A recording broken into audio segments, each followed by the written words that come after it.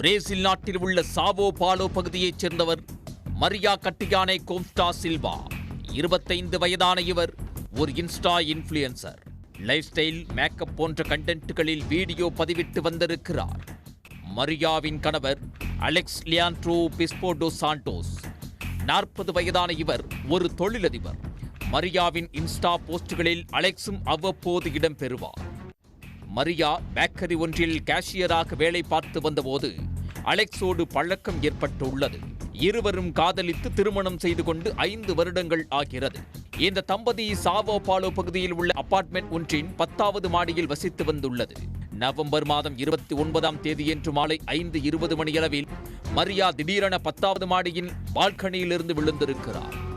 அதிர்ந்து போன அலெக்ஸ் கீழே வந்து பார்ப்பதற்குள் மரியாவின் மூச்சு நின்றுவிட்டது. உடனே போலீசாருக்கு தகவல் தெரிவிக்கப்பட்டுள்ளது. சம்பவ இடத்துக்கு வந்த போலீசார் மரியாவின் சடலத்தை கைப்பற்றி உடற்கூராய்வுக்கு அனுப்பி வைத்துவிட்டு விசாரணையை தொடங்கியிருக்கிறார்கள். சம்பவத்தன்று தங்கள் இருவருக்கும் வாக்குவாதம் ஏற்பட்டதாகவும், அதனால் மன உளைச்சலில் இருந்த மரியா திடீரென பால்கனியிலிருந்து கீழே குதித்து தற்கொலை செய்து கொண்டதாகவும் அலெக்ஸ் வாக்குமூலம் கொடுத்திருக்கிறார்.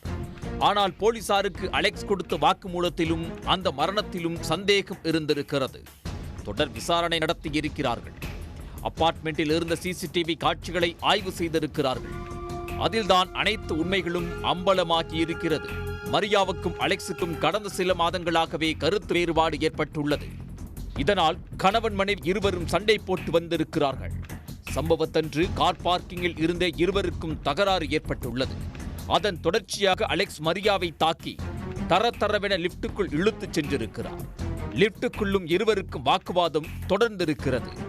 பிறகு லிப்டிலிருந்து மரியாவை வலுக்கட்டாயமாக்க வெளியே இழுத்துச் சென்ற அலெக்ஸ் 2 நிமிடங்களுக்கு பிறகு மீண்டும் லிப்டுக்குள் வந்து தலையில் கை வைத்தபடி அமர்ந்திருக்கிறார்.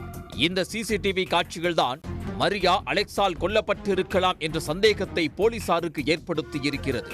அதோடு பக்கத்து வீட்டுக்காரர்கள் கொடுத்த வாக்குமூலத்தில் சம்பவம் நடந்த அன்று மரியாவின் அலறல் சத்தம் கேட்டதாகவும் கூறியிருக்கிறார்கள். அலெக்ஸ் ஆதாரங்களை அழிக்கவும் சாட்சிகளை கலைக்கவும் வாய்ப்புள்ளதாக கருதிய காவல்துறை அவரை கைது செய்திருக்கிறது. சம்பவத்தன்று என்ன நடந்தது என்பது குறித்து போலீசார் அலெக்ஸிடம் தொடர் விசாரணை நடத்தி வருகிறார்கள். மரியாவின் இறுதிச் சடங்கின் போது அலெக்ஸ் சவப்பெட்டியை கட்டிப்பிடித்து அழுதபடி இருந்ததை பார்த்து மரியாவின் குடும்பத்தினரும் உறவினர்களும் பரிதாபப்பட்டிருக்கிறார்கள்.